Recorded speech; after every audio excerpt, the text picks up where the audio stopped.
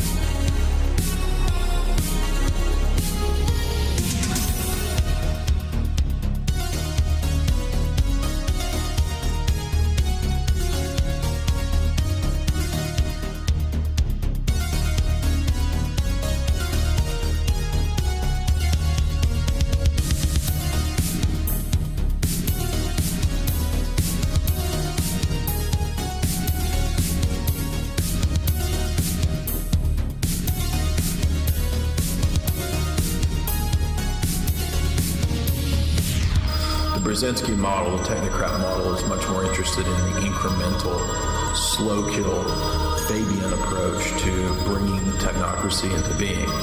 So they're not going to send Homeland Security troops to round you up and put you in a FEMA camp. They'd much rather promote everybody being enmeshed in video games, the Disney gulag, the virtual reality gulag, all this kind of stuff is a much better FEMA camp in your home. They don't need the FEMA camp. It's too messy. It's a big ordeal.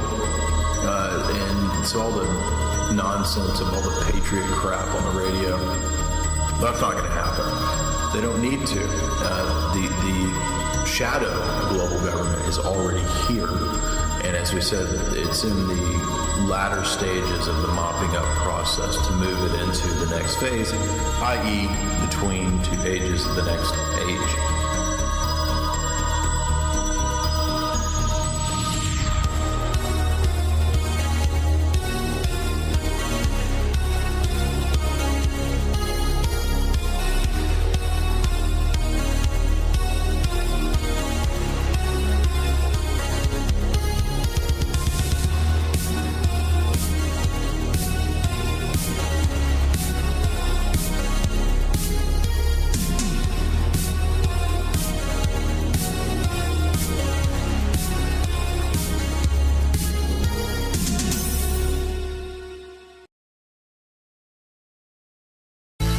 Once you have atheism, there's not really any foundation.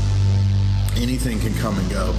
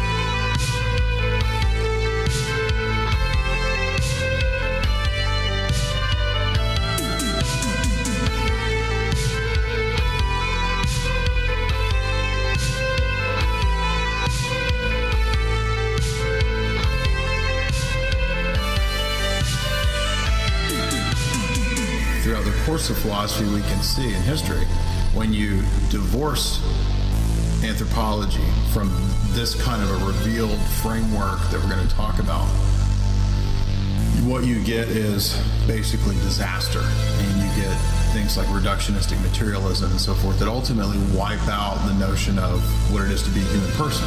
And when there's no notion of a human person, then things like free will, volition, these all fall away by the wayside because they're ultimately illusory. If the world is a determined materialistic process, then free will is illusory, and so is consciousness.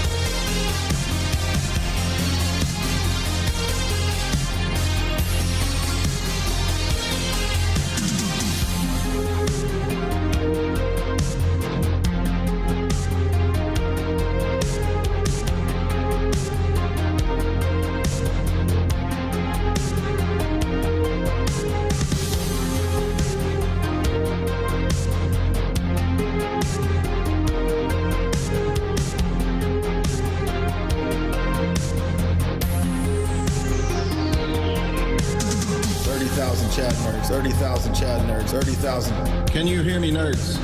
40,000 of you. Live. 30,000 Chad nerds. Nerds! Are we live?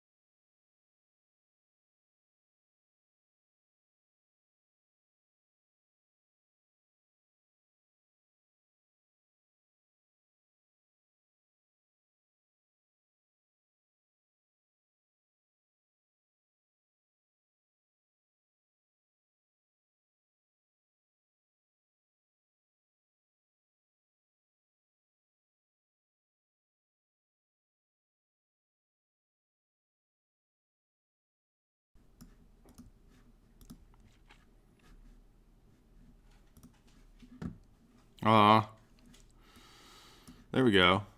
For some reason, I don't know. I didn't do anything different. The mic just now started working. I don't know. I've been sitting here staring at the OBS for the last 2 minutes and checking everything, and got my serial killer shades on. What's up, y'all? What's up, y'all? Welcome to another episode. Again, I didn't do anything different. It's really weird. It just started working. Maybe that USB port's not any good or something on this iMac. This is an older iMac, so might have been what it is. So welcome. It's been a couple months since we did a globalism book. Time to come back to the old haunts, the globalists, global elite. And if you didn't hear the show that we did with Tristan a couple weeks ago, be sure to go check that out. The Club of Rome eco worship stuff, because that's relevant to what we're going to talk about tonight. Same type of stuff. But at Jay's Analysis, we have a couple articles on this, and of course the global elite eco worship stuff is crucial to the whole game plan, but we've not covered that a whole lot here.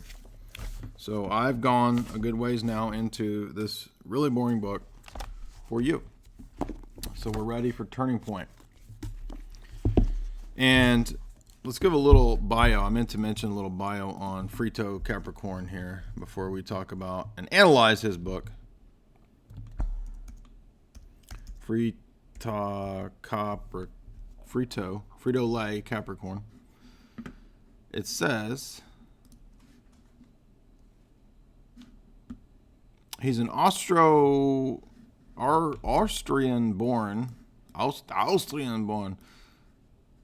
He must. That's what I was confused, because he sounds like Arnold. Like I was saying, he sounds like Arnold with a little bit of helium. Stogies, the Stogies, worship nature. Arnold with some helium. Put some helium in the Stogies. Smoke them with me. So this is today's global planner that we want to look at. It says he's an Austrian-born deep ecologist who works in systems theory. And what was interesting was that as I'm reading the text, he immediately starts talking about Ghost in the Machine type stuff. He didn't mention. I was like, this guy sounds like Kessler. And then, boom, a few pages later, he mentions Arthur Kessler. So let's get his face off of here. So Turning Point is a 1982 book. This book is very similar in many ways to Marilyn Ferguson's book, The Aquarian Conspiracy, which is not a conspiracy book, but is in fact a pro-New Age Aquarian era globalism text, which we did a whole talk on. You can listen to that as well. So I would say this book is like Marilyn Ferguson's New Age book, and it's also like Kessler's Ghost in the Machine, which we covered and which I cited many times in Esoteric Hollywood. But this guy is the director of the Center for Ecology in Berkeley, California. And he's on the faculty of Schumacher College. So we have an academic class person here who is a theoretical physicist. He researches particle physics and systems theory from University of Vienna, University of Paris, Imperial College of London, etc., etc. And so what we get with this guy is the attempt to mold physics and theoretical physics into a palatable social engineering tool. I'm not joking. He is influenced by Gregory Bateson, the CIA MK Ultra luminary. This is one of the key figures. He quotes Bateson many times within the first few chapters. He is influenced by David Bohm, Stanislav Grof, Carl Jung, Thomas Kuhn of Structure of Scientific Revolutions fame with Paradigms. He is influenced by Ken Wilber. And he also proclaims himself a deep ecofeminist. Yes, a deep ecofeminist. Maybe that's why his voice sounds like a helium-tainted Arnold.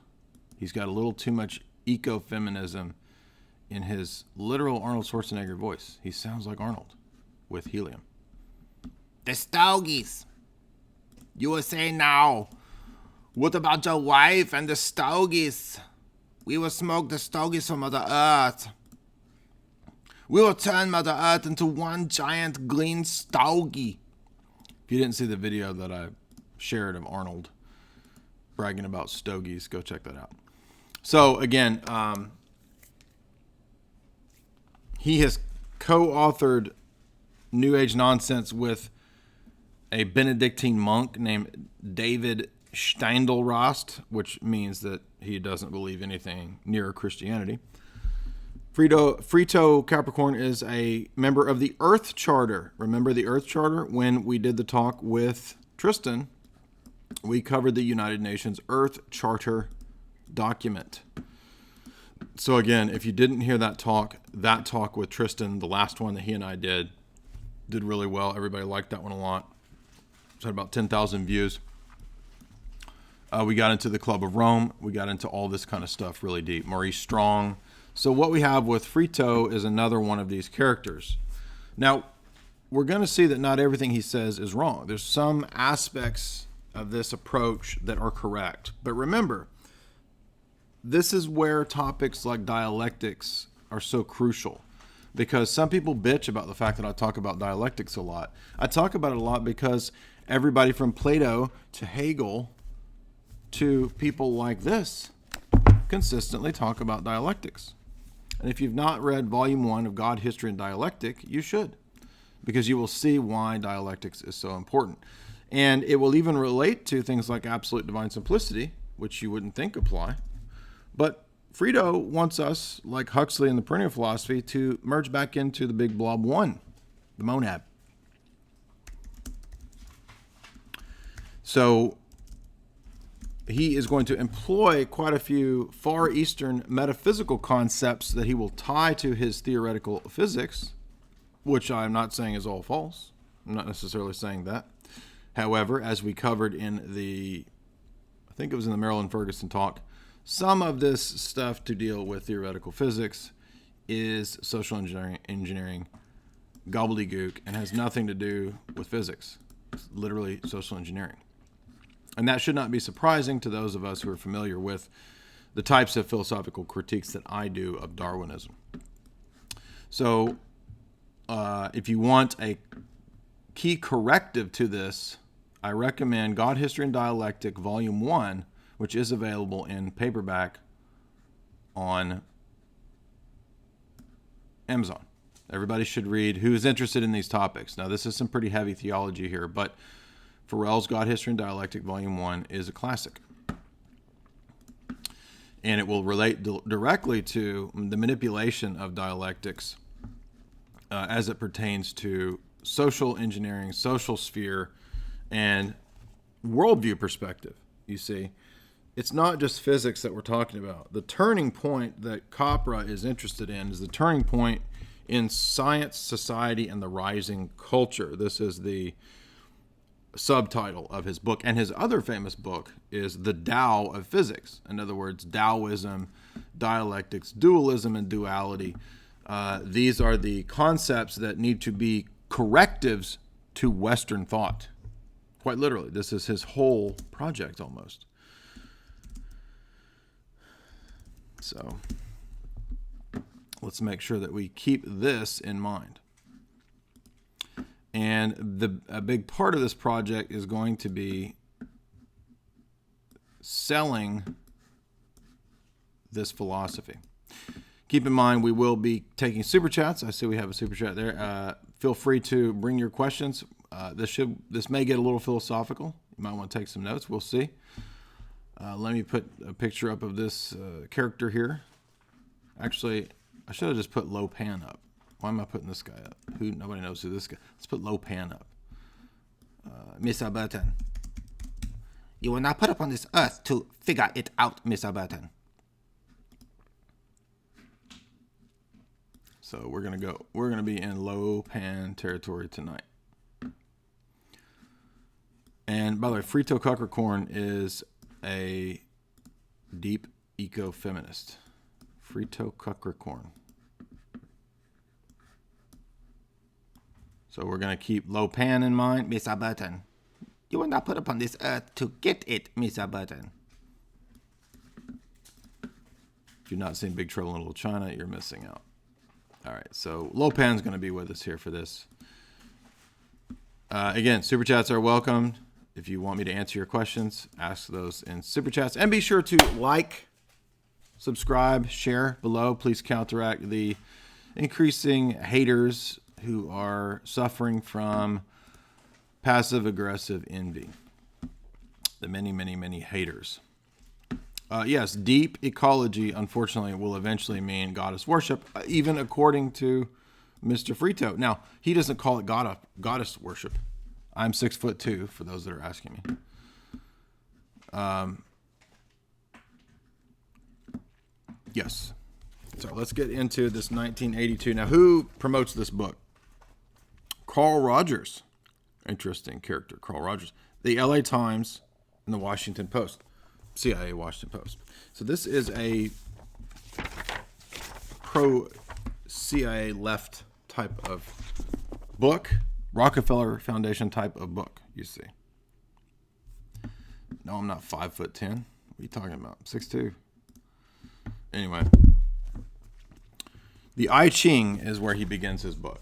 All right, we got to have this mystical Eastern philosophy to counteract Western rationalism, you see. After a time of decay comes turning point. So what we're going to see is this alchemical reading of not just history, but the whole process of mankind. It's very Teilhardian, it's very Hegelian. And that's because he ties it into Far Eastern dialectical philosophy, of course.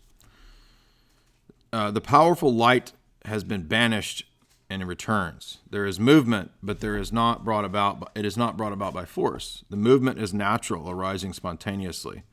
For this reason, the transformation of the old becomes easy. The old is discarded and the new is introduced. Both measures according with the time, and therefore no harm results. So we're going to have the absolutizing of natural forces. Natural forces here, we are speaking in natural forces after the fall. Okay, so we are not talking specifically about theological concepts as we analyze this book. He is talking about the processes that we see in nature. Day, night, death, decay. These are equal forces. Yin yang. Yin yang. It's that simple. And they're absolutized. One is not better than the other. Good and evil, night and day. It's gnosis. Far Eastern philosophy is really, at base, at root, no different than Far Eastern Gnosticism. Is no different than Eastern philosophy, Far Eastern philosophy. So he begins by talking about the crisis. We've seen this in many of these globalism writers, haven't we? I've highlighted this. They always begin the book by talking about the crisis of the modern world. We are in a state of perpetual crisis. Are we really? No. According to what the elite do, there's a lot of crises. But we're not perpetually in a state of crisis. This is part of the propaganda. It always begins this way. And what does he say? What does he start with? Worldwide crisis of environment. Are we in a worldwide crisis of environment? Well, perhaps, but who does he say is at fault? Nations. Nation states that have weapons. There's nothing wrong with my left eye. It's just that when I'm drinking coffee and I have this light in my eye, it's bright. Nations have stockpiled all the nukes and the SALT treaties, and the arms race has built up giant nukes, and this is going to destroy Mother Earth. Every one of the globalism writers begins by talking about the nuke crisis. And they don't just, this goes back to H.G. Wells, who dreamt up the bomb almighty anyway. Nukes, nukes, nukes, nukes, nukes, nukes. Nuki, nuke, get some nuki.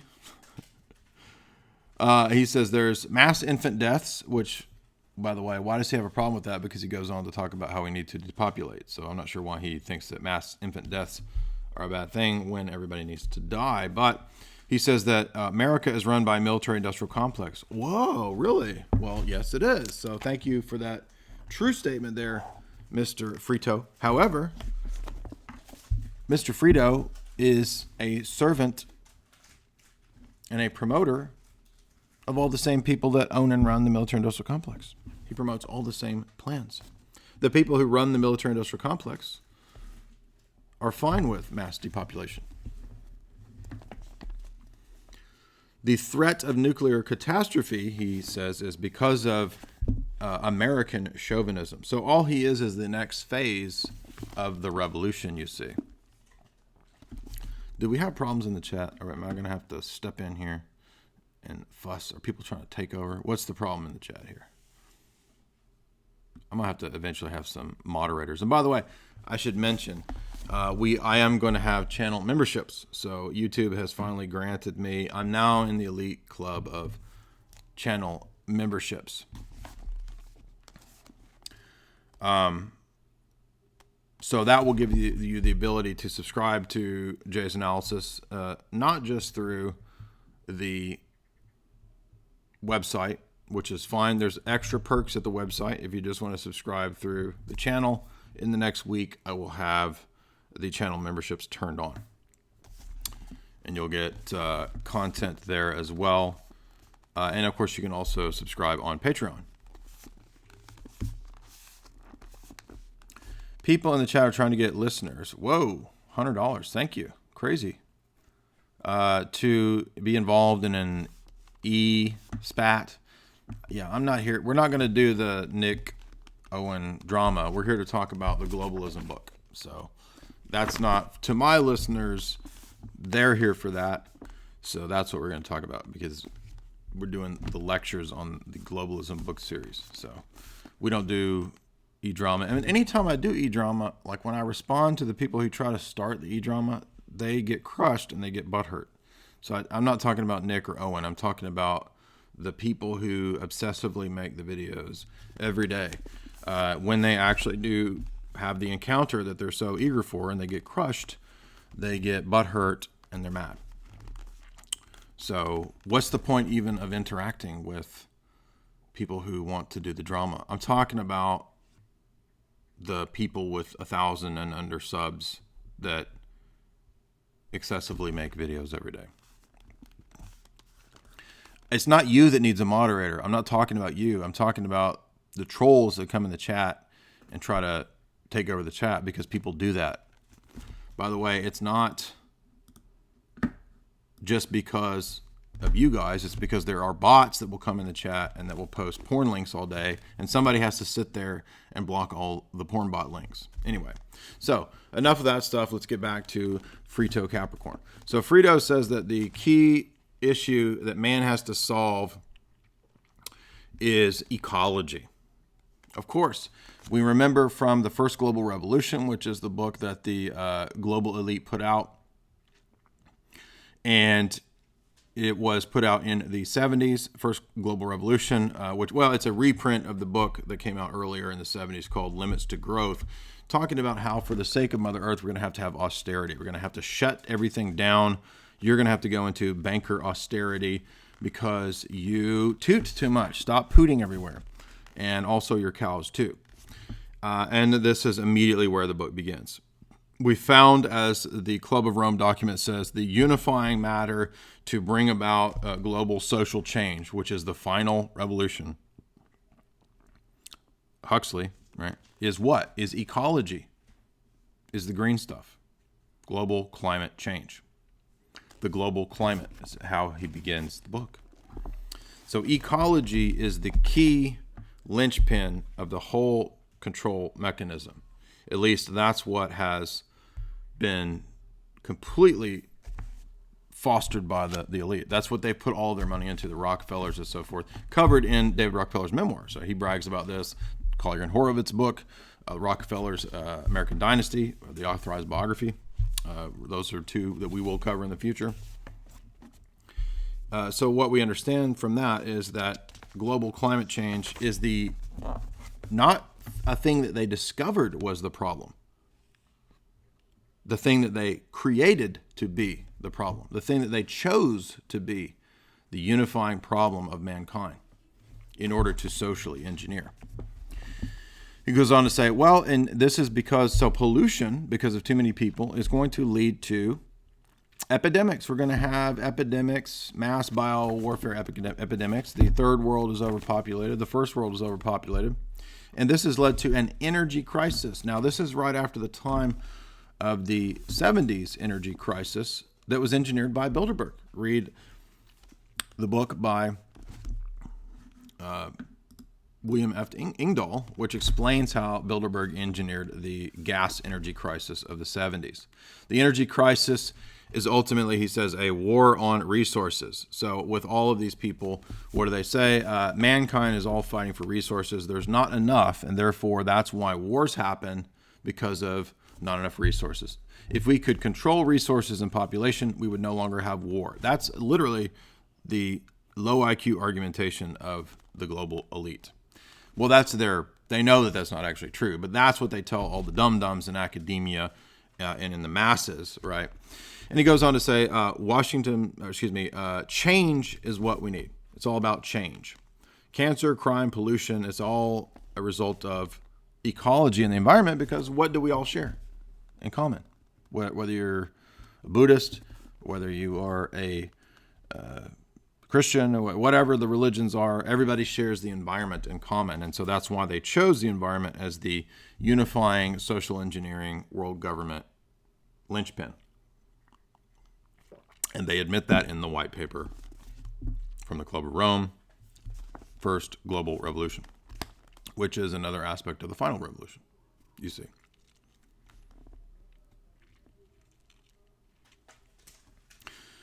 He says, NGOs, brain trusts, think tanks are all busy bees working on this. Oh, yes, we can really trust those people.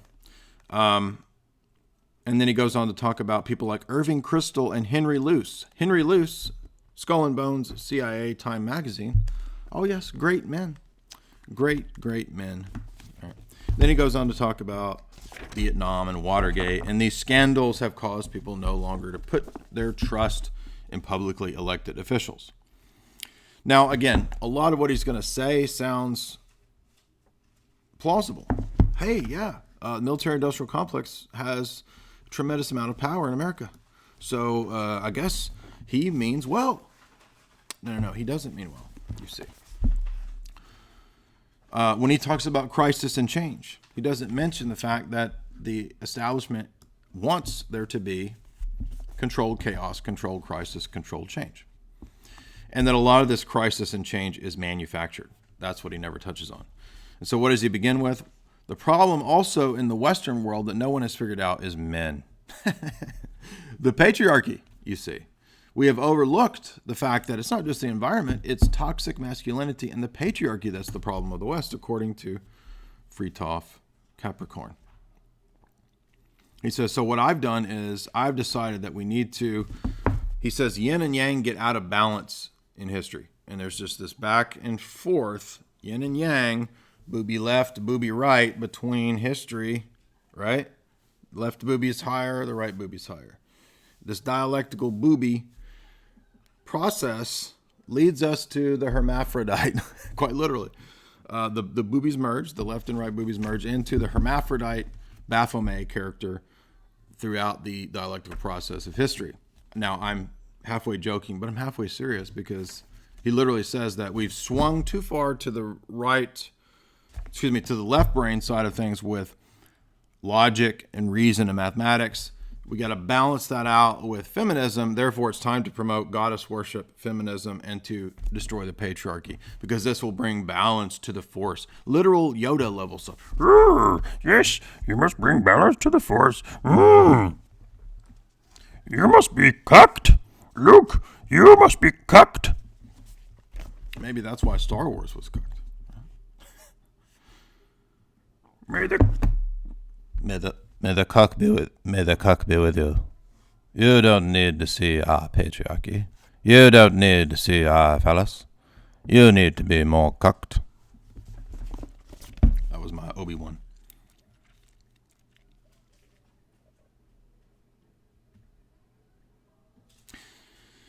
Then he launches into his proof for this on the basis of large-scale civilizational patterns echoing somebody like Spengler. Now, he mentions Toynbee. Of course, Spengler is far superior to Toynbee, but I wouldn't expect somebody of the IQ level of Capra to appreciate Spengler. It's too high-minded for him, so he goes with the more normie Royal Society clown Arnold Toynbee and the studies of history, where we see dynamic patterns of history of the Sumero-Akkadian, the Egyptian, the Aegean, the Syrian, the Hellenic, the Islamic, the Orthodox, and the Western civilizations coming and going in their patterns and cycles. And it, again, it has the rise and fall, or the birth, peak, death cycle that we know from Oswald Spengler and Decline of the West. So he models this pattern motif from ancient historians, he says. And this is something that we've also seen in many of the globalism writers, right? We saw this with, of course, H.G. Wells has outlines of history, which we haven't done yet, but he does the same thing. Spengler I would not class as a globalism writer. He is not. He is looking at large-scale patterns in history, but that does not mean he is favorable to globalism. However, we did see this in Jacques Attali. Jacques Attali took us through the propaganda trail of tears through history. Right. So this is what all these globalism writers do. It's almost like they're all writing the same books. Is there an AI that just writes all these same books? They come out with the crisis. They talk about how man's the problem, and then they go through the history of civilizations and talk about evolution. They all do the same thing. If we live in an era of free thought and rational inquiry and discourse, then why does every so-called academic write the same shit? Why do they not diverge from one another? You're allowed a little bit of area of divergence, but nothing significant. So he starts talking about yin and yang and how world cultures, again, are a dialectical pendulum swinging back and forth between left and right, liberal and conservative. And then he mentions some characters that he finds convincing and important. Saint Simon, who was an Illuminist, Herbert Spencer, the Darwinian, and Hegel. Hegel, the dialectical German idealist, goofball philosopher. There was an idiot on YouTube saying that I secretly am a German idealist. I have multiple critiques of German idealism. It's another manifestation of the monad and absolute divine simplicity. There's nothing to do with German idealism in the philosophy that I advocate. St. Gregory Palamas is not a German idealist. But we have seen pretty consistent patterns in characters like Herbert Spencer, Saint Simon, and Hegel, who we have covered in the past in at least 2 or 3 talks. So the cultural patterns, he says, show us that everything is evolving. All is in flux. Heraclitus. And I think he mentions Heraclitus. All is in flux. Yes, he did. Heraclitus. All is in flux. And so we see the left global elite types. They love the principles of everything in flux and chaos, disorder. When we look at the so-called right wing, they just believe everything should be manufactured. In other words, this guy would present himself as anti-neocon, but he's really just as revolutionary as the neocons. The neocons all serve the same ideas of ecology and all this stuff because they have the same masters ultimately. But he says everything is evolving, and therefore it's part of the process of evolution. Have you noticed that evolution basically vindicates and, quote, proves anything and everything? He says he's basically arguing that evolution proves that feminism is determined to win. There's nothing about evolution that proves that feminism is going to take over or balance out Western patriarchy. Excuse me, are we supposed to literally believe that in Far Eastern civilizations there's not patriarchy? Really? Give me a freaking break. What idiot literally believes that? This is social engineering propaganda for the West, you see. And he anticipates a lot of the SJW stuff on page 29 when he says that it's time to change the language and the way that we talk and interact with women, because women aren't scientists and they're not wearing the lab coats and making decisions because men have kept them down. Yeah, sure. That's the only reason women aren't scientists and aren't inventors. That's the only reason. He says, so what we need is a paradigm shift, a similar paradigm shift to what we saw in Egyptian and Hellenic civilizations and their rise and fall. Now it's time for a new paradigm shift because, he says, of fossil fuels. Dinosaur juice, fossil fuels. Oil is not dinosaur juice. And you still hear so-called academics, Neil deGrasse Tyson, constantly talks about fossil fuels. Neil, I thought you were a so-called scientist. I don't think that anybody believes oil is dinosaur juice anymore. But that's okay because he's talking to the dum-dums in the public.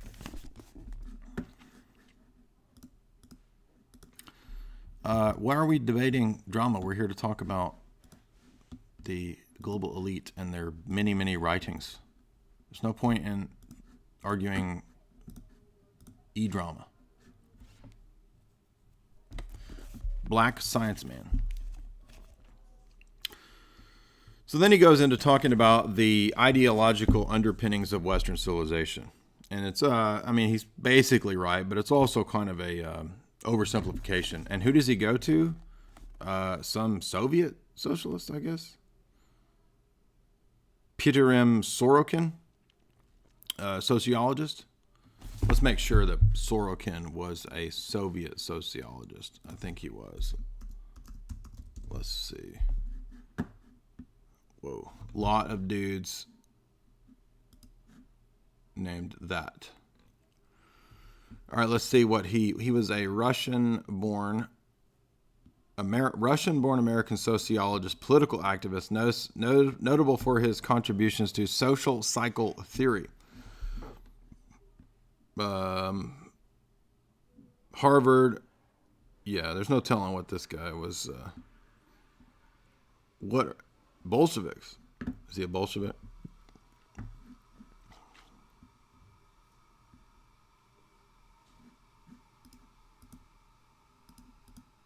Claimed to be Russian Orthodox. I'm not sure I buy that.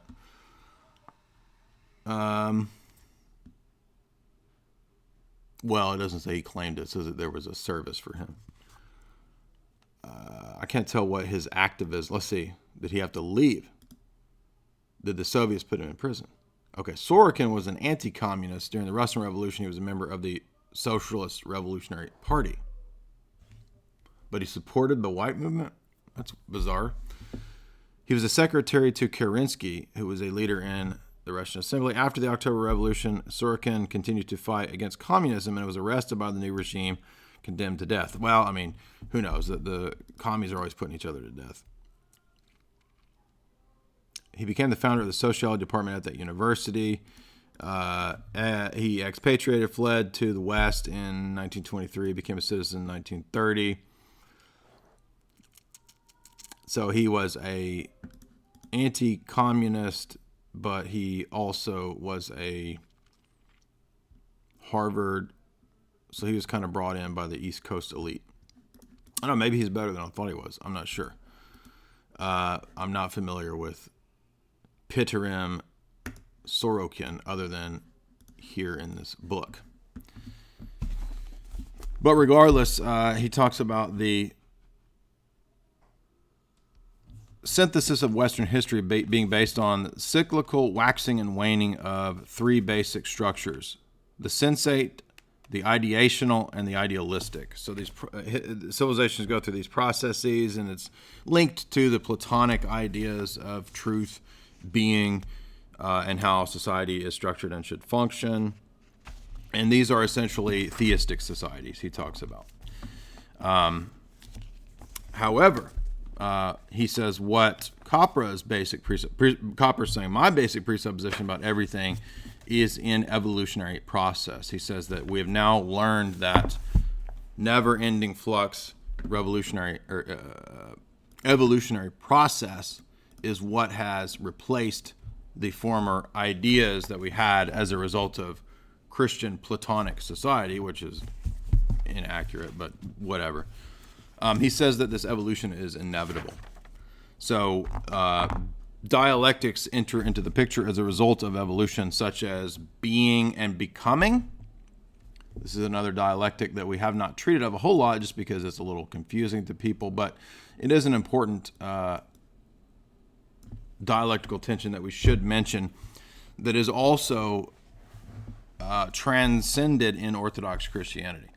Not only do we have dialectics between the one and the many, between God's attributes and God's essence in the West, we also have dialectical problems between stasis and change, between being and becoming. And ultimately, this goes back to Origen, and the Origen is problematic, and that's because Origen felt like in the afterlife you had to have a state of perfect stasis and being without change, because change, Origen thought, is what led to the fall. So the intellect had to be perfectly satiated on the one, according to Origen.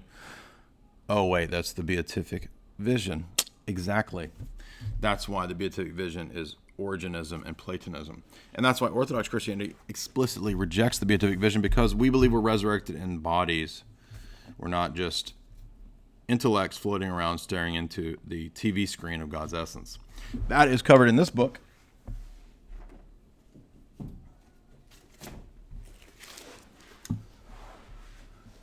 Again, I'm not just citing this because of the many critiques of absolute divine simplicity in this book, but also the extensive critiques that I just touched on between being and becoming.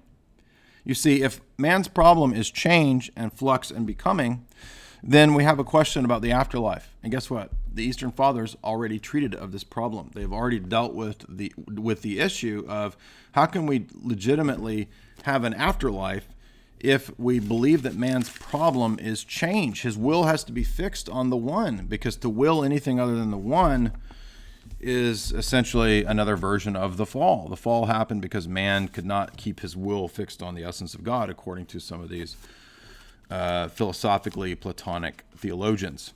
However, that's not the Orthodox doctrine. The Orthodox doctrine is that we can will many goods. And we can will many goods because God is not just one. He has multiple goods that we can will. And not just God, but also created being is good. And there are multiple goods that we can will amongst created beings. So this is why you have a different conception of not just absolute divine simplicity, but also the afterlife in Orthodox theology as compared to the beatific vision of the West. And for those of you that have this book, if you've not read it, I was going to find the exact chapter where he covers the Origenist problem. Here it is. Stasis and being is all covered in chapter, it's page 142 and 43, chapter 8. You see that? See that? Stasis.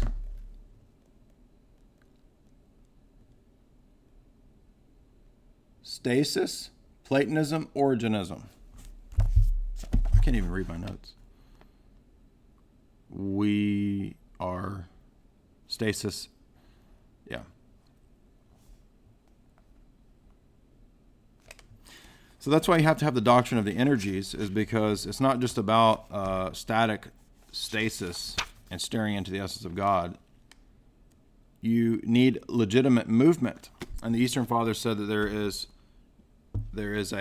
we are ever moving up into God while at the same time being fixed upon his love. And so that overcomes the dialectic of becoming and change, being and becoming, and free will being defined by the choice of good and evil. Since in the afterlife there will not be evil, how can there still be free will if free will is defined by the choice between good and evil? Well, the answer to this problem is that free will is not defined by a choice between good and evil. Free will is explained and defined as a choice between good and evil after the fall. That is not the natural state of free will. In the garden, before the fall, Adam and Eve did not will only one thing. They willed multiple things, even though they had not fallen. So in the same way, in the afterlife, when we're resurrected, there will be multiple things to will, because there's not just a divine essence. There is a real distinction and multiplicity in God. And that's why absolute divine simplicity in the beatific vision is not true. And Father Stein Eloy refutes that. But Marx and Darwin have introduced a dialectic between the one and the many, between good and evil, between night and day. And according to Fritjof, the solution to all of this and to all of man's problems is to merge everything back into one. Don't you see? Do you see now where this is going? It's all about merging everything back into one.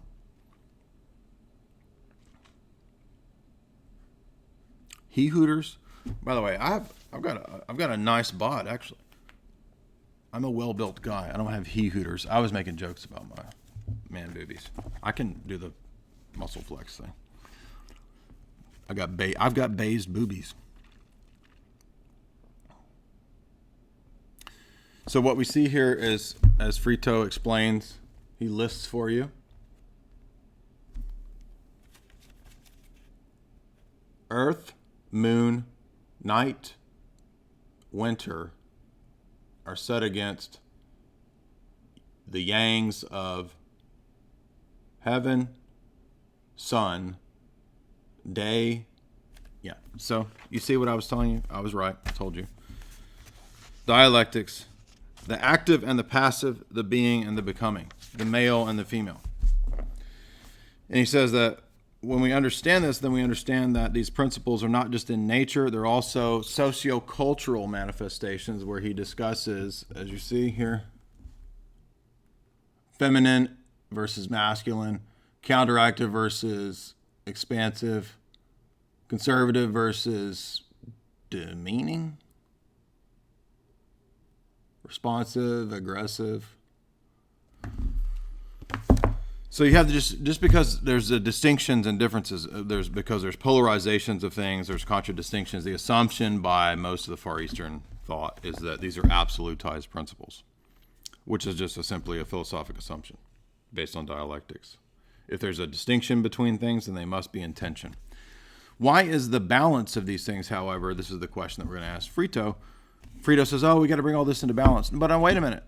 Why is a state of balance between all of these things better or natural? It's not. There's no reason to believe that there is, apart from prior philosophic metaphysical assumptions that relate to value judgments. He talks about the right and left brain, yin and yang. And then he talks about LBJ and Vietnam. So because we have Vietnam, man, total boomer type stuff. Yeah, we have Vietnam, man. You know, it's like we got to balance the right and left hemispheres of the brain, man. And then he says something true. He says scientism is a problem. Scientism has caused the West to fall into reductionistic materialism. Now there we see Fritjof making some good points. Exactly. He says that we can trace this back to these dualisms in the West, these dialectics in the West, back to Descartes and the cogito. I think, therefore I am. And he says that this led to the mechanistic view of the universe. Of course it did. We all know that. This led men in the West to patriarchally exploit women and nature. So you see the exploitation of nature by capitalism and building structure. And he's calling this anything. So building a structure, building a house is capitalism and the exploitation of nature. The dominion mandate of Genesis, right? That would be exploitation of nature according to him. And he says that's simultaneous with the exploitation of women. So if you have a business and you do farming and you exchange goods and you live in Western society, it's all based on the exploitation of women and Mother Gaia. Literally, that's what he says.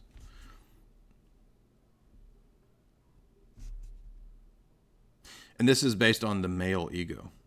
And this goes back to Francis Bacon, René Descartes, Thomas Hobbes, and Isaac Newton, who brought us atomistic materialism. Now, this is stupid because, first of all, the feminine is typically identified with materialism. The matrix of the womb, the matrix of nature, matter. Now, it is true that Newton and Bacon and these characters did collapse the epistemic views of the world into reductionism. But that doesn't mean that they were exploiting women, and that's the reason that they did it. What a ridiculous solution or answer to Western civilization's problems. Western civilization's problems aren't gender-based. They're based in absolute divine simplicity. He says that Western theology saw nature and the world as a manifestation of the mind of God. Ultimately correct. This is the logi of Maximus the Confessor. But this patriarchal God and patriarchal system evolved out of that and into a system of exploitation. There's some truth to that. Atheistic capitalism is exploitative. And he says, if I can do systems analysis to point to the fact that evolution leads to the evolving of everything into the new. And so the new God of the system is evolution. And who does he cite here for holistic systems? Kessler, Ghost in the Machine. He says, you're just a cell in a giant machine, in a giant organism. And you thought under the atomistic individualism of the Enlightenment that you were an individual. You're not an individual. You're just a cell in a holistic system. And if you are a bad cell, you get scruffed off, like the bunions on your granny's feet. To bring balance to the one and the many and the dialectics that we see, the problems that we see, we're going to have to smash everything into one and merge everything into the blob monad. Social Darwinism is part of this. However, these survival of the fittest patriarchal exploitative models have led to the exclusion of women from science. And this led to a wage gap. That's been debunked. So he was promoting the gender wage gap and the fact that men are keeping women out of science back in 1982, which, by the way, we saw in the Tavistock talks that was being cooked up even in the late 70s by Tavistock stuff. Fritjof says that the counterculture was like a great move, man. It was like against the system, man. And he says that we're now seeing the return of metaphysics. Oh, but wait a minute. You thought metaphysics was superstition and stupid? No. It's back. But it's not the metaphysics of this kind of stuff. Or Maximus the Confessor or any of that. It's not Bible metaphysics that's back. It's what kind of metaphysics? The New Age, goddess, feminism, ecofeminism. Ecofeminism? Yes. Here is where ecofeminism is touted.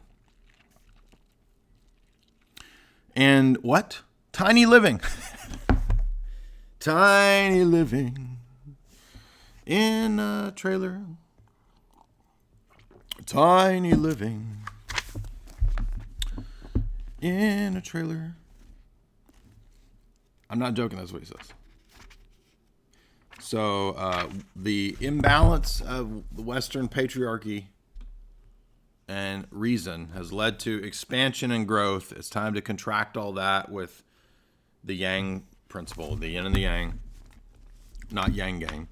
It's time to contract all that and bring everything back to austerity. That's what this whole stuff is about. Time to have you in a coffin apartment, just live in a little bitty coffin. What you see in these videos now, like the way people live in China and Japan, in these giant these giant Judge Dredd structures. That's what, by the way, when we did the talk on Jacques Attali, that's why I put the Judge Dredd Tower on the thumbnail. That's what Fritjof is talking about. He says that's where we gotta do this to save the earth. That's what we're doing. So if you've not seen Judge Dredd, I think the Marvel one, the last one I think was just called Dredd, 2012. Actually, I would say watch this. Go back and watch this, because in the film, I'm not spoiling anything by telling you this, but this kind of is what the idea for the future is here. They have these giant towers. Here's the mega city, and all of the humans live stacked up in these towers, you know, and they have like different names. Like you'll live in like Harry Potter Tower or some shit like that. You'll live in Star Wars Tower or something. They'll make it fun for you. But everybody has like these really shitty, just coffin apartments. And, you know, Judge Dredd is judge, jury, and executioner in one of the towers or whatever. It was a decent, you know, I'm not a huge Marvel fan guy, but it was a decent movie. And it's a dystopian thing. And they named this shithole Peach Trees, which is what they would do. Like if you live, I live at Peachtree. Oh, I live in Harry Potter. Oh, I live in Star Wars Tower. Oh, that's so cool, bro. Yeah, my apartment is 65 square feet. Oh, that's awesome, bro. Mine is 75 square feet. Anyway, so if you've not seen Dredd, you can go watch Dredd. And here's Frito telling you that's what you need. Why do you need to live in this? To save the earth, dude. Just go die to save the earth. Thank you for those super chats rolling in. I love that. Appreciate that very much. You guys are supporting Jay's analysis. You guys are so generous. We had tremendous super chats last night. I was honored with that. Very, very cool. I'll read a few of these and we'll keep going. 3x4 architecture, $1. Thank you, 3x4. Randy Churchill, $20. Thank you, Jay. You're my refuge from the madness. Well, that's partly what we're here to do, to understand where we're going, to understand the big mega cities and what's their point. And again, it's not just the books of the global elite that we're looking at here. This is also in fiction. This is why we pay attention to the fiction, to the pop culture. It's because they do prepare us ahead of time for the acceptance of these new social engineering changes through fiction. Greg Silverado, $5. Take care of that left eye. Well, thank you. I'm going to take care of left eye T-bows and chili when I get my waterfalls on. Don't go chasing waterfalls. Please stick to the reels and lay that you used to. Left eye. Shayla Shell, 10 pounds. I just want to show appreciation for your work. Thank you, Shayla Shell. Much appreciated for the support. Shout out to Shayla Shell. Shayla Shell. Hedda Gaber. Wow. Throwing down that money. Pop, pop, pop, pop, pop. Making it rain. Making it rain in pixels. Pixel money. She says people in the chat are trying to get listeners involved in some e-drama, which is causing viewers to leave. Now, it's all right. If they're leaving over that, then they're not that interested in Frito anyway. We don't have to worry about that. But thank you very much for that very generous super chat. Anybody else who would like to support, feel free to give me smash some thumbs below. And look for the members perks coming to my YouTube channel. YouTube memberships will be activated this week. So in the next section, Frito. I think what we're going to have to do, by the way, is to split Frito into a couple, because this is over 400 pages.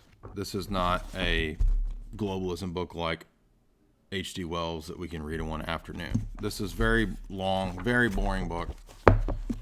So I don't think we can do all of this in one, but he is very relevant because he talks about a lot of the stuff that I've talked about.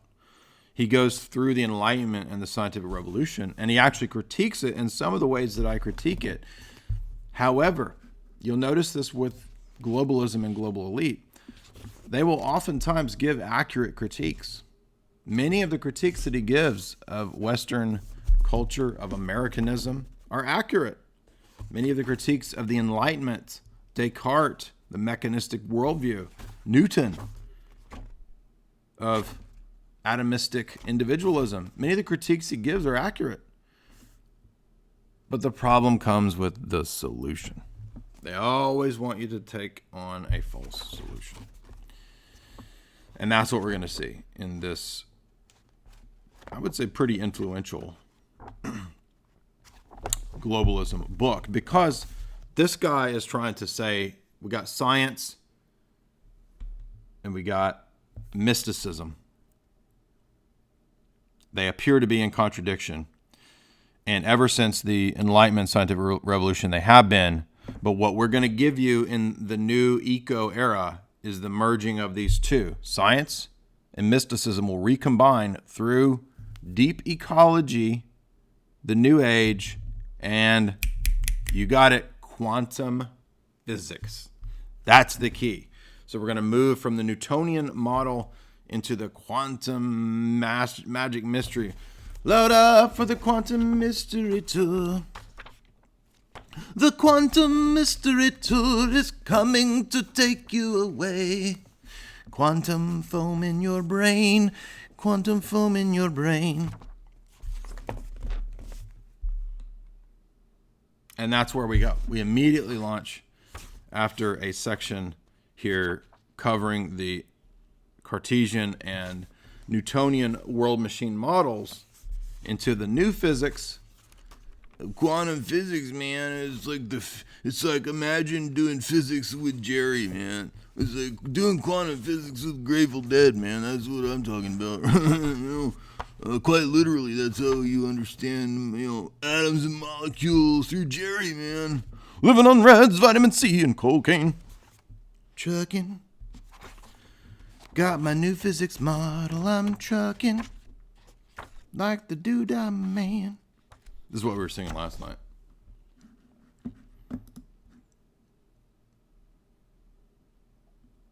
Yo, would you bang Gaia? Is that what somebody said? Thor will bang Gaia. Yo, would you bang Gaia, dude? So the Newtonian world machine. 1500 to 1700, we have the model that dominates, right, which from Descartes up through to Newton and others. And this is a shift away from the Aquinas, the Augustine, in the West church-state model, of course. And then we have, what is this mystical institution in the background that seems to be a big part of this shift, and it's called the Royal Society, which we have covered many times. The Royal Society, Francis Bacon, named after Francis Bacon, but of course, not necessarily Francis Bacon, started by the king. And then we have the promotion of, so the scientific revolution begins with Copernicus, he says, overthrowing the geocentric view of Ptolemy and the Bible. And then after Copernicus, we have Johann Kepler, who is an esotericist, a Neoplatonist, an alchemist, as well as Galileo. Did you know Galileo was actually into alchemy? Yes, he was. So very much like Bertrand Russell, this next chapter is the Hall of Scientism proponents, the great saints and heroes of scientism.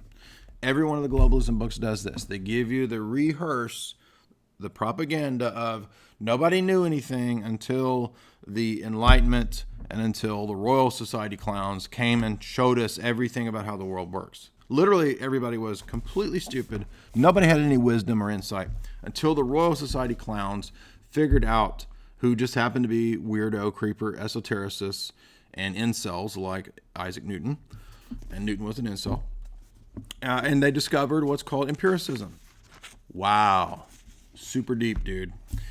And so through the magical mystery tour discovery of empiricism and mathematics and quantification, everything has been solved, supposedly. Right?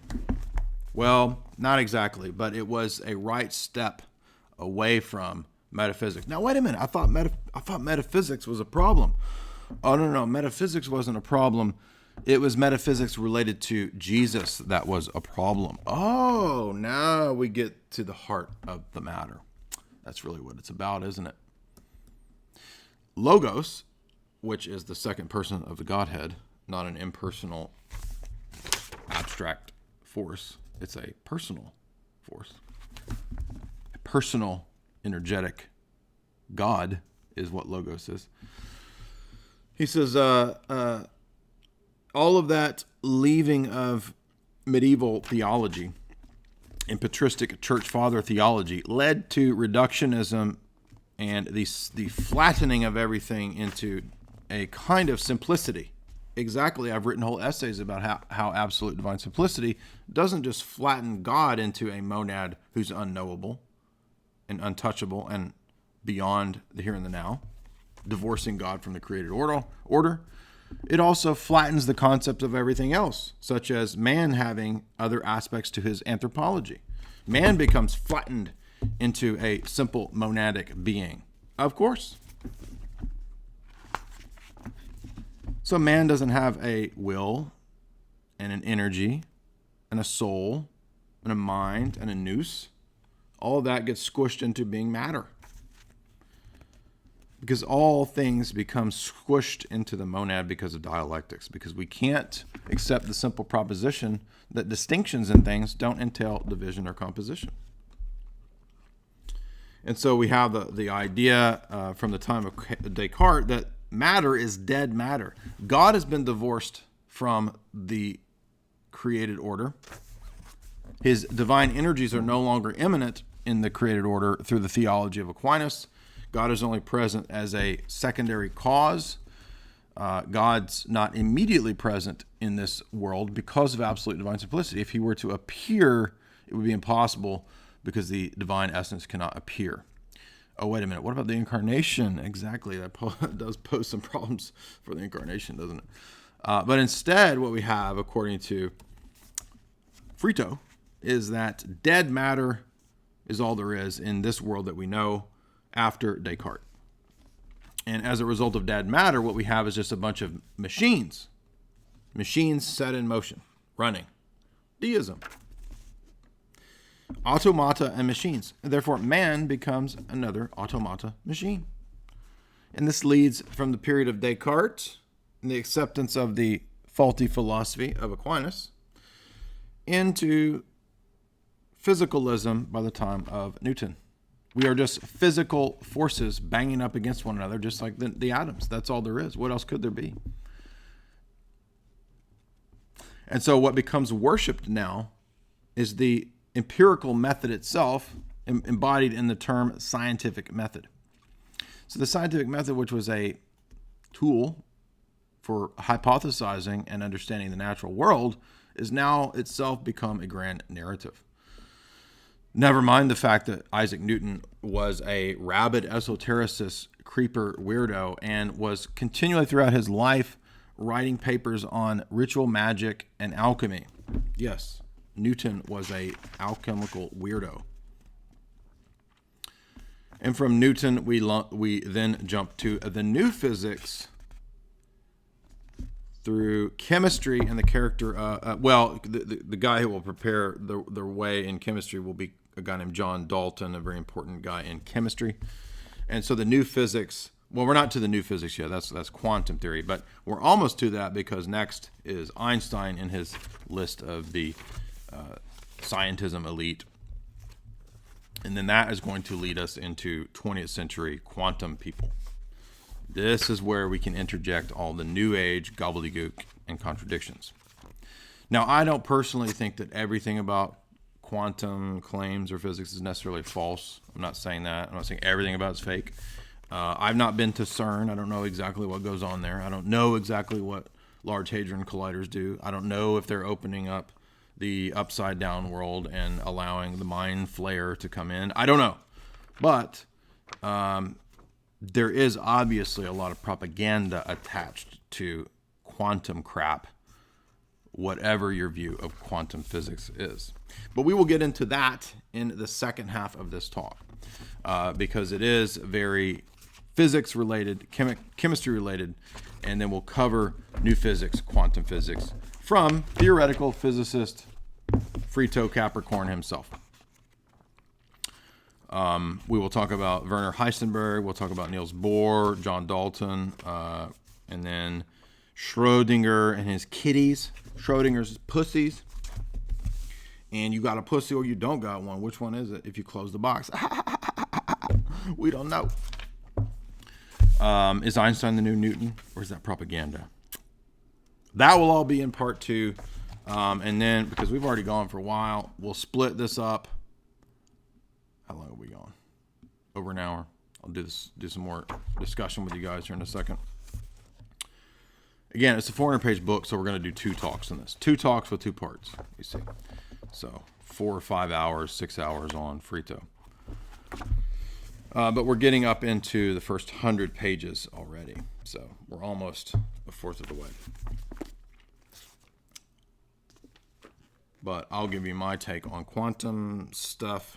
Quantum entanglement, dude. DMT, a spirit molecule, dude. But the second half of this chat is for subscribers to Jay's Analysis. You can go to the website, jaysanalysis.com, and you will see the subscription tab to become a member. If you're a member, click over to the tab that says Members Content. It is very simple. I made it super simple for everybody. All you have to do is click the tab Members Content, and all the content is right there. $4.95 a month, $60 a year. Thank you guys for following and listening to this very boring book in the first half. And yes, I'm aware of all the conspiracy theories about Einstein as a plagiarist and all that. I mean, I would not be surprised, but I don't particularly have any specific view on Einstein, although he was a socialist and promoting the United Nations stuff. So that would make me suspicious of Einstein right there.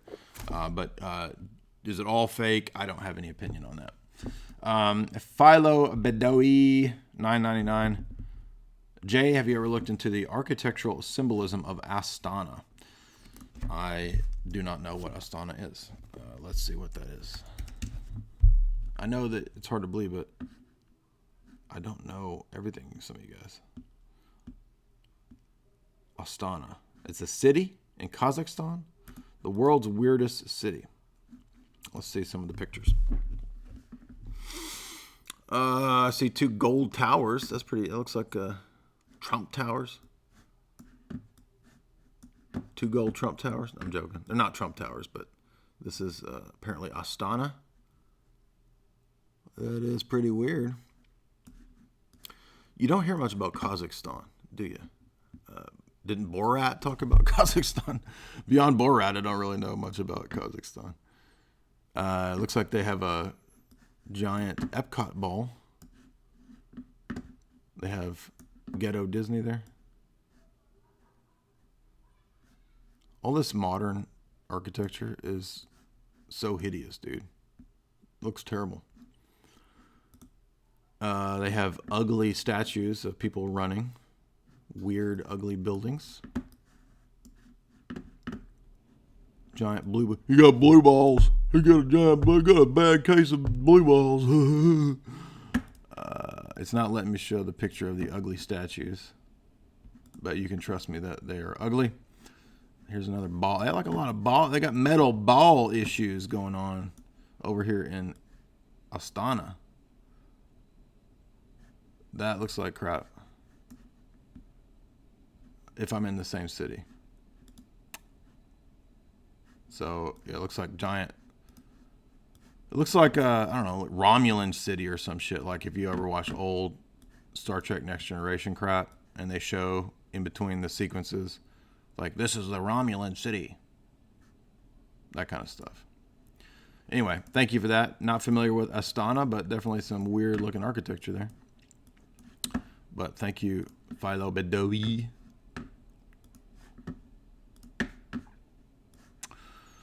But as you can see, another vindication here, really, from Frito, because you've heard me for the last few years now, really talking about the importance of dialectics, how dialectics are a big part of the control system. I mean, we've known this if you know about, if you're in the alternative media sphere, you know about dialectics and control. But what I'm saying is that we have a philosophical account of why dialectics is so useful to the perspective of a globalist academic. Right? So he's not a money man. This guy is on the academic side of things. Right? He's a Marilyn Ferguson, Arthur Kessler, Jacques Attali character.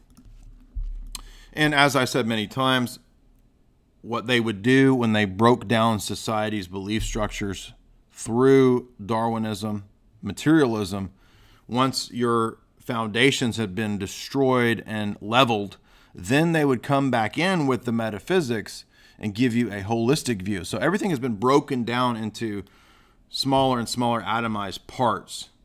It's an alchemical process, the breaking down stage, and then you build it back up into what you want. They're doing the same thing, not just with societies through cyclical revolutionary cycles, which are all engineered. They're also doing it through a global revolution. And that's what Fritjof is telling us. And now that your belief systems have been eroded and destroyed, you will be given a new belief system. And that new belief system will be holistic, it will be communal, it will be global, and you will be but a small, fractured cell in the big organism. And thus, we can see that the perennial philosophy, which I referenced many times, of Mr. Huxley, tells us the secret plan. This is the secret plan. Because all the religions are the same, you see. They're all the same. They're all telling us the same stuff. And Huxley says, why don't we just merge everybody into the big blob? There you go. What is Fritjof telling you? Merge into the big blob slave. That's what Fritjof is telling you. What type of esoteric flair are you rocking on that lid? It's just the shark, bro. It's the Patagonia shark. And ever since, some people are referred to as the knife, Nick the Knife. Everybody has kind of their YouTube terms and names and whatnot. I'm the shark because people do not win debates. I swim and I let you give your position, and I swim around and I let you struggle and flail and get into a bind, and then the shark attacks. I believe it was Mr. JF who said, Jay is a nihilistic ninja shark debater, or something to that effect. So that's why I wear the shark hat. And it's just a Patagonia hat, I think. Anyway, there's no significance. And when I got the hat, I just thought, oh, cool. I like the colors. That was the only reason I got it. All right. This has been a fun chat here. Thank you, guys. Thank you for those super chats. That will be part one. It's easier to split this one up into a couple talks. It's just too long of a book, 400 pages, over 400 pages. I guess actually we should do the perennial philosophy eventually. That would be a good one to do, because it's a bunch of comparative religion stuff from master globalist himself, Mr. Aldous. But God bless you guys. Thank you very much. We got one more. Jethro Tull. Keep on trucking, Jay. Have you experienced any issues with demonetized vids or strikes lately? Are you planning on branching into different platforms? Thankfully, no. I mean, I knew when the recent issues were coming with the controversies that anything that discussed certain topics would be problematic. So a couple videos I took down. I mean, there's hundreds of videos. I'm talking about old videos from like 3 years ago. So a couple of those that I thought might be problematic, and it wasn't worth sacrificing the whole channel for some, video that doesn't get any views anymore from 3 years ago with like 2,000 views, audios or whatever. So I took a few of those down. Thank God, no. The monetization has been hurt, mainly because what on my channel, what seems to be stricter now after this stuff is the review process. Like it was getting to where pretty much all my videos were okay for ads, and then now it's about half and half, where half the time there'll be limited ads. I mean, they're not getting no ads; they just get the limited ads. So it's not that big of a deal, but you make a little bit less on the limited ads than if it's okay. So, but no, I haven't had any problems or issues, thank God, with my channel. So if I had, then, okay, I'm not going to miss your super chat. If I had problems, then I wouldn't have been able to do memberships. You can't turn on memberships, which I'm going to do this week, if you've got problems. Anyway, so I'm not going to miss anybody's super chats here. Shadowband says, for 5 Canadian, where are Dolly's braces in Moonraker? Articles say that she has no braces, but no one can find a copy where she has braces. The actress herself says no braces. Even if I'm not familiar with this, but even if this were the case, it wouldn't prove Mandela effect. And I know you didn't say Mandela effect, but it's entirely possible that they could engineer maybe they're testing out erasing and changing history on the internet. And people are mistaking that for Mandela effect. That's what I think is possible. You could have a psychological warfare test, psychological operation test of altering or changing something insignificant to test things out from history. Something absurd like this, right? Just to see what happens. That does not mean that somebody's in an underground base in Switzerland opening up Stranger Things portals, and with all this power, what are they doing? Changing prepositions from 80s movie scripts? Come on, that's ridiculous. You have all the power in the world to open portals to other dimensions, and what do? Oh, you go back and you change letters on titles of 80s stuff. Berenstain Bears. Come on, that's ridiculous. But it is plausible that, like the alien crap, they could test out the possibility of altering history. And they might start with something a little more innocuous like that to see if people catch it, to see if people catch on, how do people react to it. Remember what we discussed in the Bob Lizard UFO nonsense talk that we did last week? Remember what we discussed there? There was a key statement that sometimes, in relation to the MJ-12 alien documents, sometimes these documents are not about the truths or disinformation contained in the documents. They're about seeing how the public reacts and responds. That was a very important statement in that documentary. So anyway, I don't know the solution to Dolly and Moonraker, if it even is an issue. Jethro Tull, $5. Keep on trucking. Oh wait, already read that one. So anyway, I'm sorry. I did not intend to miss your super chat there, Mr. Jones and me staring at the radio. Well, here to the somebody said that guy's all like older and fat now, and he still has the exact same dreads from the 90s. Anyway, I thought that was funny. Somebody saw him in concert. I was like, why would you go see that? Ugh. Some of the worst of the 90s are there.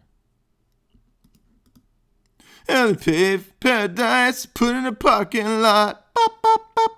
Bop, bop, bop. All right. Thank you, guys. If you want part 2, subscribe at jasonelsis.com. And part 2 will be available in the next day or two. God bless everybody. Have a good night.